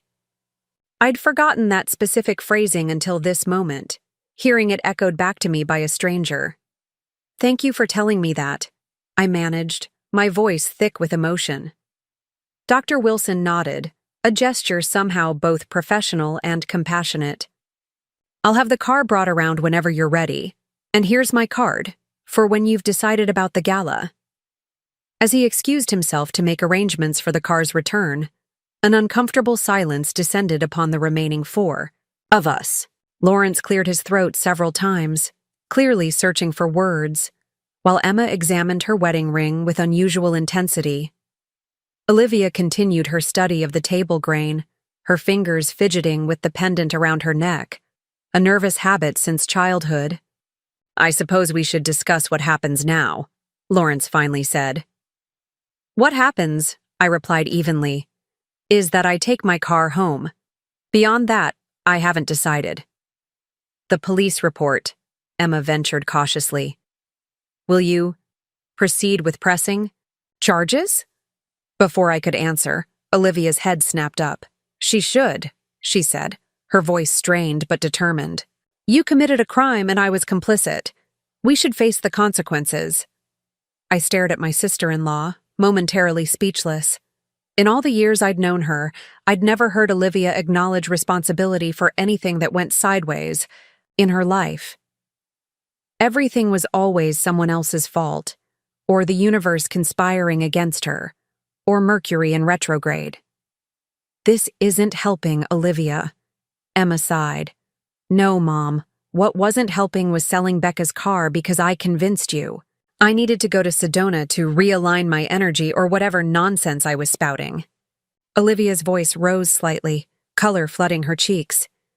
"I've been running from one quick fix to another for years, and you and Dad have been my enablers. And now you've broken the law and risked your reputation to fund another of my escapes." The raw honesty of her statement hung in the air between us. Lawrence reached for his daughter's hand. "We only wanted to help you heal, Livy." "But that's just it, Dad. I'm not healing. I'm running, and I'm dragging all of you down with me." Olivia turned to face me directly. "Becca, I'm sorry. Not just about the car, but for everything." The way I've taken advantage of this family's love. The way I've made you the villain for trying to set reasonable boundaries. I've been selfish and entitled and I understand if you want to press charges. It was perhaps the most surprising moment in a day already filled with revelations. I studied Olivia's face, searching for the manipulation I'd grown accustomed to detecting in her apologies. But all I saw was exhaustion, shame, and something I'd never witnessed in her before: clarity. "Why the sudden insight?" I asked, not unkindly but warily. Olivia's laugh held no humor. "Nothing like watching your parents commit grand theft auto to make you reevaluate your life choices." She twisted the pendant between her fingers. "But, honestly, it's been coming for a while. Each new solution works for less and less time. Each retreat leaves me more empty when I return. And yesterday, when Dad called to tell me what they'd done for me, I felt sick.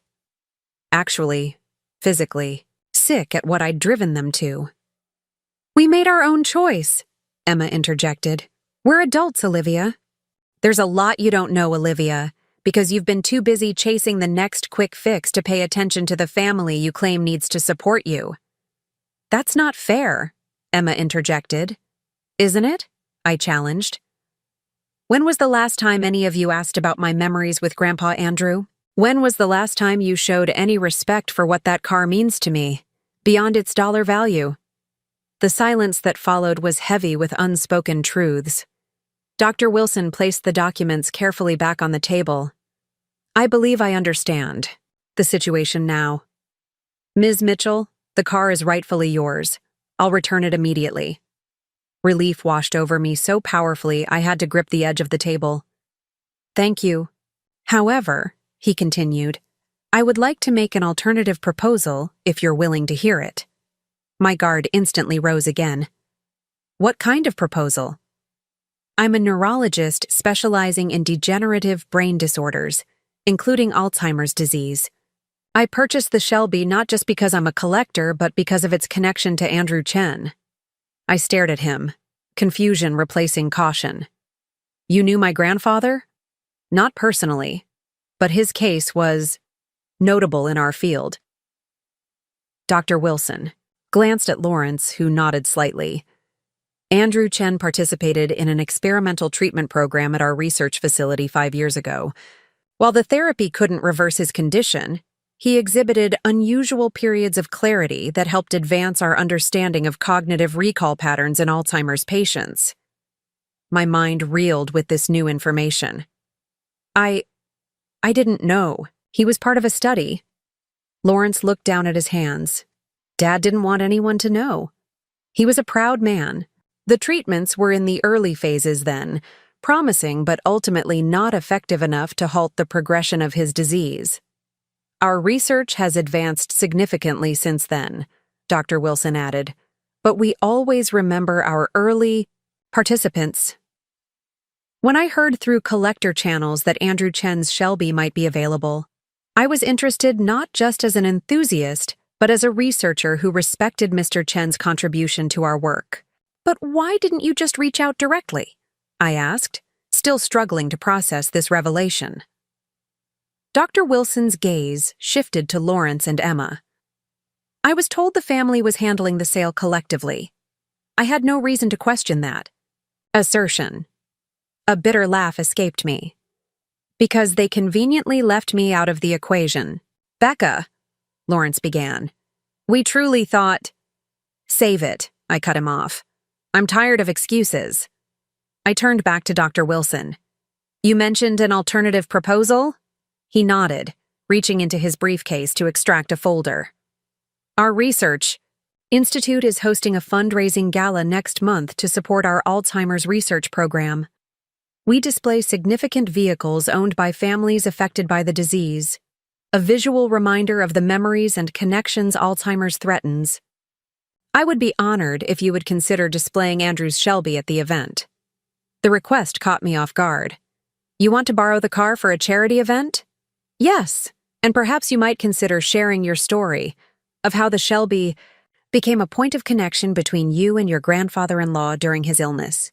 These personal narratives help us humanize the disease for potential donors. I sat back, considering his request. The car would remain in my possession? Absolutely. We would arrange for secure transportation to and from the venue, comprehensive, insurance coverage during the event, and of course, acknowledge your generous contribution. From the corner of my eye, I could see Lawrence and Emma exchanging glances, clearly as surprised by this turn of events as I was. Olivia remained silent, her gaze fixed on the tabletop.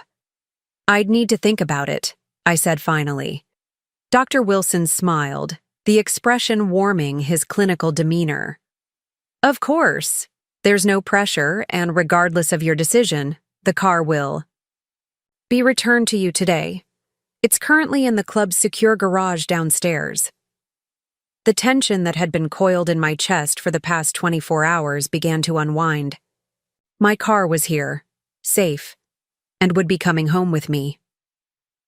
As Dr. Wilson gathered his papers, he paused, studying me with a thoughtful expression.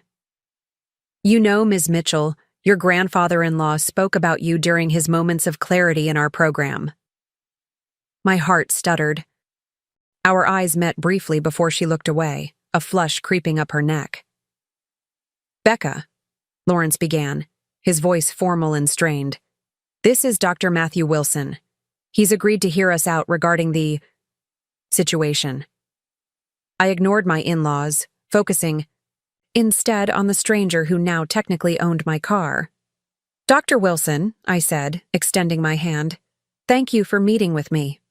His handshake was firm, his gaze direct.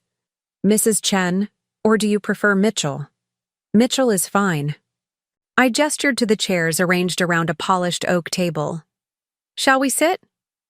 As we arranged ourselves around the table, I noted that Olivia chose a seat at the far end, physically distancing herself from the confrontation. Typical. Always in the middle of chaos but never willing to face its consequences. I understand there's been a significant misunderstanding about the vehicle I purchased yesterday, Dr. Wilson began, his tone measured and professional. Not a misunderstanding, I corrected. A theft. The 1967 Shelby GT500 was legally mine, left to me by Andrew Chen, Lawrence's father and my grandfather-in-law. The title is in my name. My in-laws had no legal right to sell it to you. Lawrence shifted uncomfortably. As I explained to Dr. Wilson, we believed the car was still in my father's name. He had mentioned leaving it to you, but we thought— You thought wrong, I interrupted, opening my portfolio to remove the documentation I'd gathered overnight. Here's the vehicle title with my name, dated 3 weeks before Grandpa Andrew passed away. Here's his notarized letter stating his intention that the car remain with me. And here, I slid across a final document, is the police report I filed this morning for Grand Theft Auto. Emma gasped. You said you'd wait. I said I wanted the car or the buyer's information by morning. You provided the latter, so I proceeded. Accordingly, I turned back to Dr. Wilson. I'm not here to cause trouble for you, Doctor. You're as much a victim in this as I am. But that car represents more than just its monetary value to me, and I'm prepared to take this as far as necessary to get it back. Dr. Wilson studied the documents with methodical care, his expression revealing nothing. After a long moment, he removed his glasses, polishing them with a handkerchief. A move that reminded me so strongly of my grandfather that my throat tightened. The title is indeed in your name, Ms. Mitchell, he confirmed, which legally makes the sale invalid. He turned to Lawrence and Emma. You assured me you had the right to sell this vehicle. Lawrence's face flushed dark with shame. We genuinely believed we did. My father was not always clear in his final months. We thought the paperwork hadn't been completed. A simple check of the title would have confirmed ownership, I pointed out, unable to keep the edge from my voice. That's quite enough, Rebecca, Emma snapped, her composure finally cracking. We've admitted our mistake. There's no need to humiliate us further. I think selling someone's property without permission goes a bit beyond a mistake. I replied, ice in my voice. And let's be honest about why you did it. To fund another of Olivia's self-improvement schemes. How many is this now? The yoga instructor certification she never completed? The organic skincare line that never launched? The life-changing trip to Bali that somehow didn't change anything? From the corner of my eye, I saw Olivia flinch. Dr. Wilson cleared his throat. If I may interject, while the legal situation is clear, I'd like to understand the personal elements at play. Here, this car seems to hold significant emotional value beyond its considerable market worth. I took a steadying breath. My grandfather, Andrew Chen, taught me everything I know about cars. When I married Jason, Grandpa Andrew took me under his wing. He'd lost his wife decades earlier, and his son, I nodded toward Lawrence, had no interest in automobiles. But I did. The Shelby became our project, our connection. When his Alzheimer's was diagnosed, working on that car with me was one of the few things that still brought him clarity and joy. To my surprise, it was Olivia who spoke next, her voice uncharacteristically small. I didn't know that part, about Grandpa finding joy in the car with you near the end. I looked at her directly for the first time. Becca, I'm so sorry. I had no idea they were planning this. Didn't you? The question hung between us. You knew they had issues with the car being mine. You knew Olivia was asking for money again. You never thought these things might collide? Jason looked stricken. Of course not. I would never have let them. But you did let them, Jason, by not setting boundaries with your family for all these years, by making me the practical villain while everyone enables Olivia. The dam had broken, years of careful diplomacy washed away by this ultimate betrayal. They think they can just take what's mine because it should have been kept in the Chen family. What did they say about getting it back? I pulled out my phone. I told them I want the car back or the buyer's information by morning, or I'm going to the police. Jason blanched. You'd report my parents? They stole my car, Jason. My inheritance. The last piece of my grandfather I had.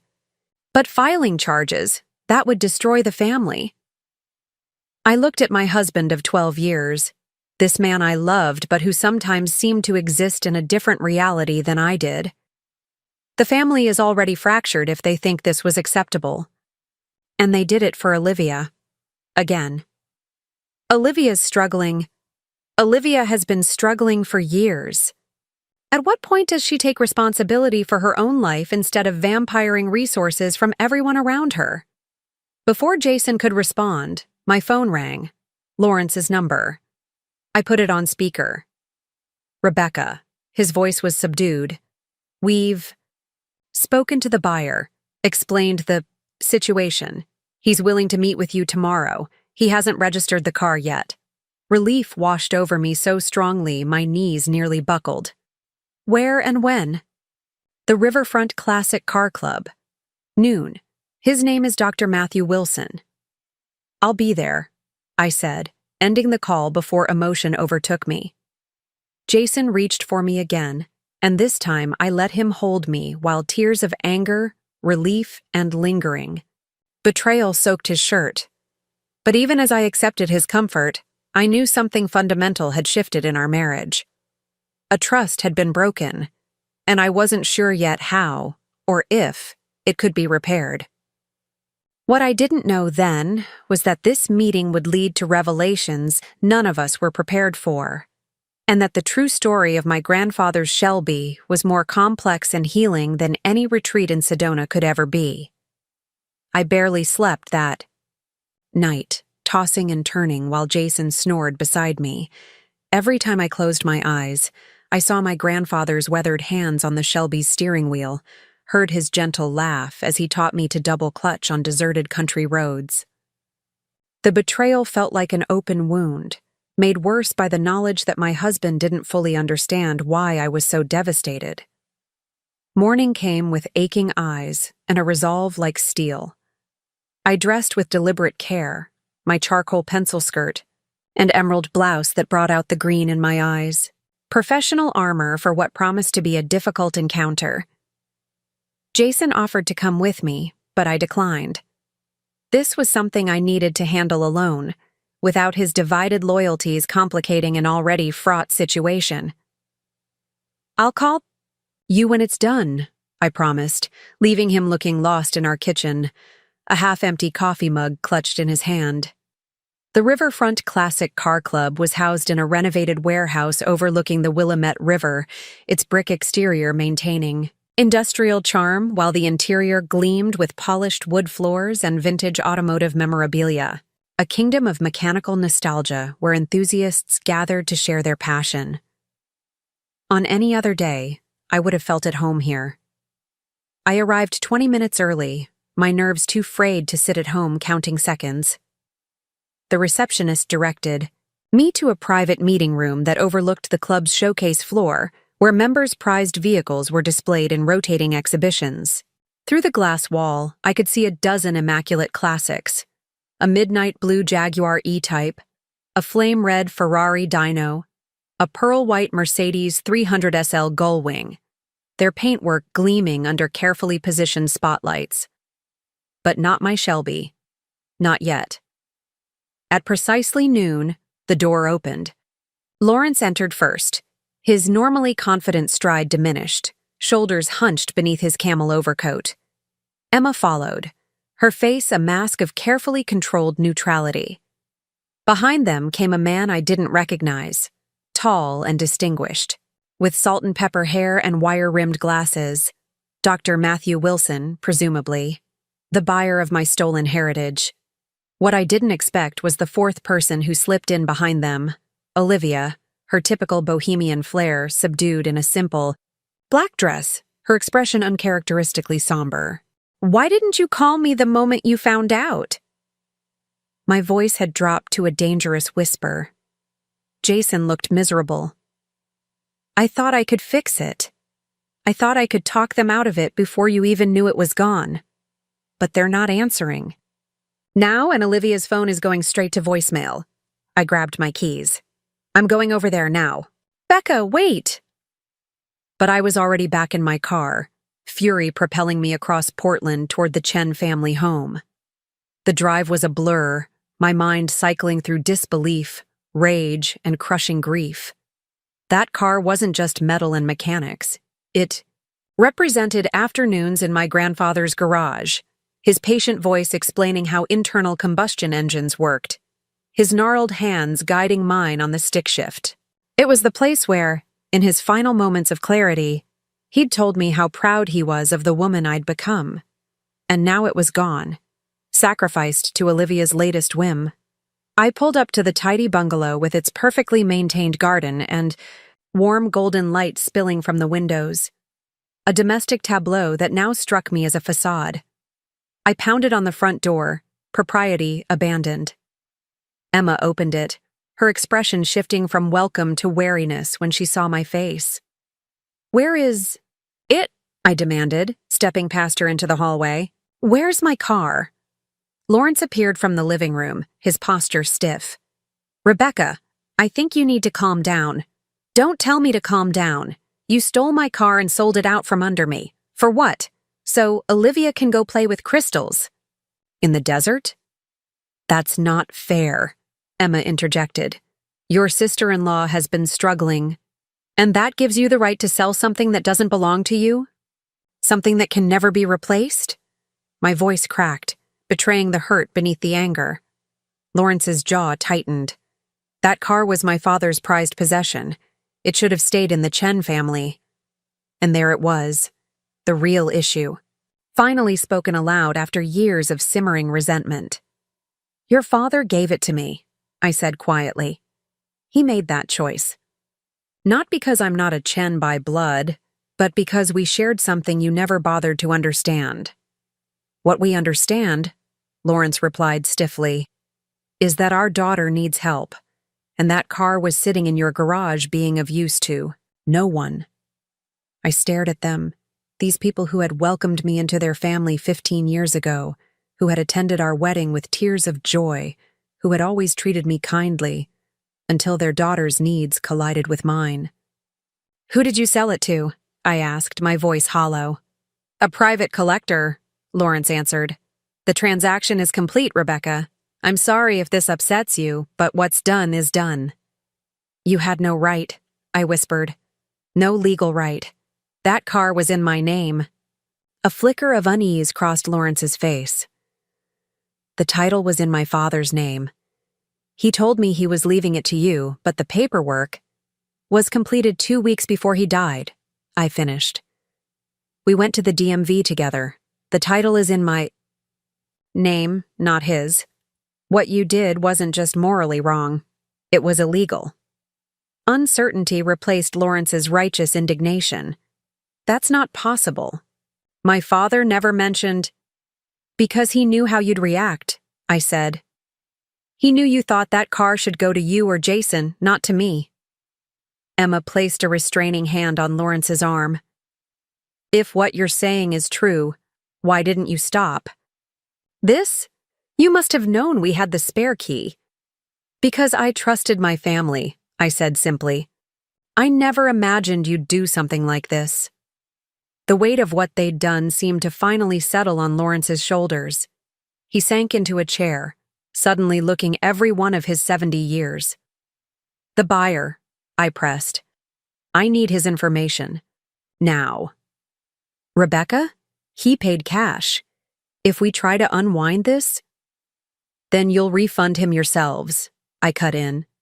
Because if I don't have my car back, or the name of the person who bought it, by tomorrow morning, I'm filing a police report for grand theft auto.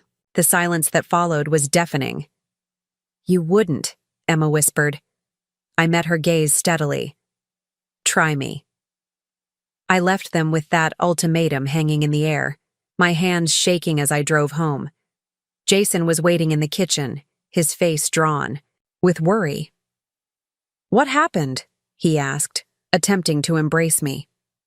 I stepped away, not ready for comfort. They sold it, to fund Olivia's retreat and pay off some debts she has. I reached across the table. Emma, I say this with love. Sometimes supporting someone means helping them build capabilities, not just writing checks. Emma patted my hand, but her eyes had that distant look they got when she'd stopped truly listening. You've always been the practical one, Becca. It's why you and Jason work so well. You balance each other. But Olivia needs a different kind of support right now. I recognized a diplomatic dismissal when I heard one. We finished lunch talking about safer topics. Jason's upcoming work presentation, Emma's community garden, an upcoming family dinner. As I was leaving, Lawrence arrived home, giving me a warm, if slightly reserved hug. Been showing off the Shelby to the neighbors again? He asked, his tone light, but with that undercurrent that had been present since his father had left me the car instead of him? Just regular maintenance, I replied. You know how particular your dad was about that car. Indeed, Lawrence said, his expression unreadable. He always did make unusual choices about who should be caring for his prized possessions. The comment stung, as it was meant to. I said my goodbyes and drove back to work, pushing away the familiar discomfort that always lingered after these subtle reminders that I would always be, in some small way, an outsider in the Chen family dynamics. What I didn't know then was that Lawrence and Emma had already made their decision, one that would shake our family to its foundation and test the boundaries of forgiveness in ways I couldn't imagine. 3 days later, I pulled into our driveway after a grueling day managing architectural projects that seemed determined to go over budget. The house lights were on, which meant Jason was home early, a small mercy after the day I'd had. All I wanted was a glass of wine, a hot bath, and maybe 30 minutes in the garage with my Shelby, the ritual of checking its systems always soothing my frayed nerves. As I unlocked the side door that led directly to the garage, I was already mentally planning which maintenance task I'd tackle tonight. Maybe I'd check the tire pressure or test the battery, simple tasks that required just enough focus to drive away workplace stress without demanding too much from my exhausted brain. I flipped on the light switch. The space where the Shelby should have been was empty. For a moment, I simply stared, my brain refusing to process the absence. Had Jason moved it? No, he never touched the car without asking. Had there been a break-in? But there were no signs of forced entry, and nothing else seemed disturbed. "Jason!" I called out, my voice echoing in the too-empty garage. "Jason!" I heard rapid footsteps, then the door from the house swung open. Jason stood there, phone in hand, his expression a mixture of guilt and apprehension. "Where's the car?" I demanded, my heartbeat thundering in my ears. Jason's face confirmed my worst fears before he even spoke. "Becca, I need you to stay calm. Where is my car?" Each word came out like ice. "My parents took it," he said, the words tumbling out. "Dad came by while you were at that site visit in Vancouver. He had the spare key, the one we gave them for emergencies." The room seemed to tilt. They took my grandfather's car? Without asking? Why would they? And then it hit me with sickening clarity. Olivia. They took it for Olivia, didn't they? Jason ran a hand through his hair, a nervous habit since college. "The retreat in Sedona. Dad said they found a buyer for the Shelby. Some collector offered them $25,000 cash.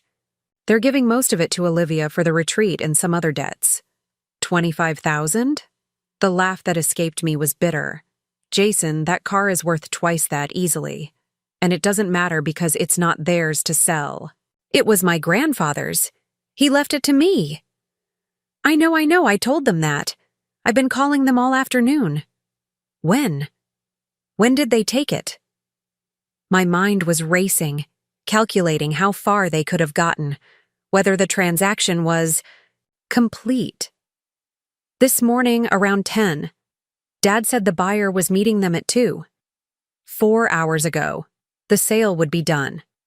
My grandfather's car, the one he'd taught me to drive in, the one we'd restored together during the summers of my teenage years, the physical embodiment of my last connection to him, was gone."